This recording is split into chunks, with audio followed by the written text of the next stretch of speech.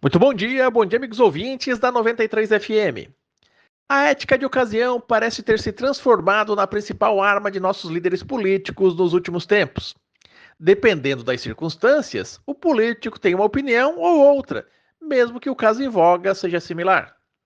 Neste momento, por exemplo, os políticos de direita do país têm se articulado no Congresso Nacional para que seja aprovada uma lei que anistie os crimes de vandalismo cometidos por centenas de pessoas na Praça dos Três Poderes, em Brasília, no dia 8 de janeiro do ano passado. A tese é de que aquele histerismo coletivo não pode ser considerado crime, pois os envolvidos teriam agido sob forte impulso emocional, de forma desgovernada e sem a intenção racional de fazer o que fizeram.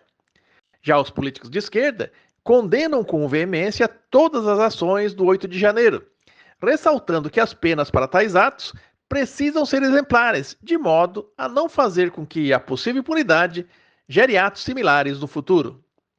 É interessante observar que quando pessoas ligadas ao movimento dos Sem Terra invadiram lavouras experimentais da empresa Monsanto no Rio Grande do Sul, destruindo tudo o que viam pela frente, os políticos de direita pediram que a justiça agisse com firmeza para que aquelas cenas não se repetissem, ao contrário dos políticos de esquerda, que saíram em defesa dos invasores, alegando do mesmo modo que eles haviam agido sob forte influência do calor do momento. Mais recentemente, tivemos o caso do catarinense Francisco Vanderlei Luiz, que detonou bombas caseiras nas proximidades da Praça dos Três Poderes, como também em frente ao Supremo Tribunal Federal, e que, ato seguinte, acabou se matando com uma delas.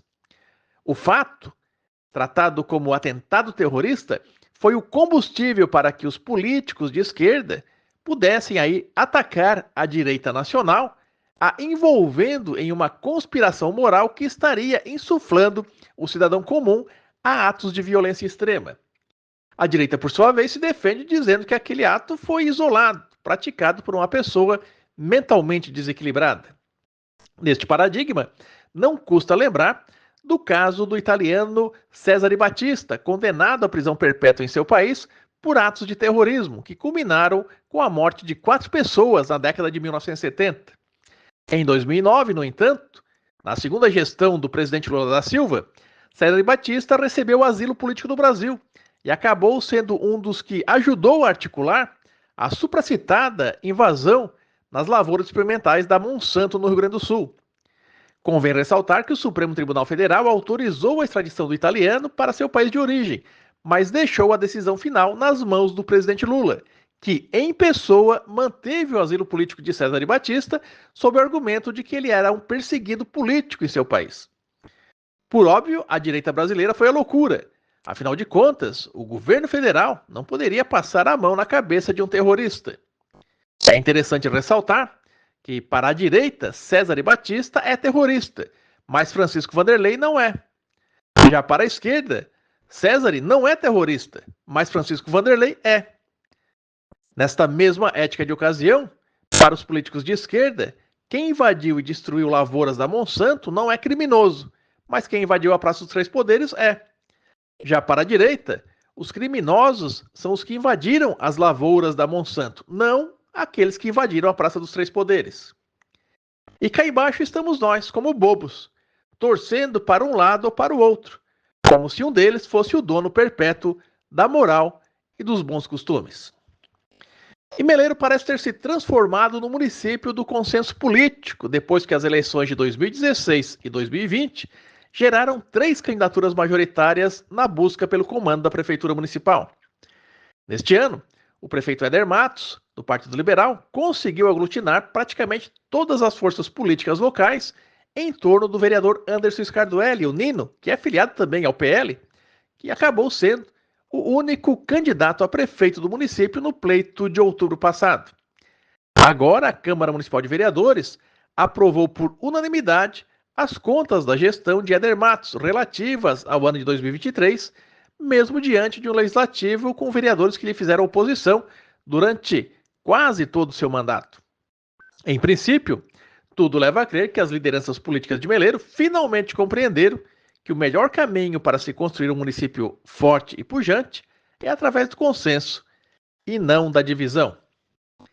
E o discurso do politicamente correto no que diz respeito às tais energias renováveis parece, de fato, estar apenas no discurso do governo federal.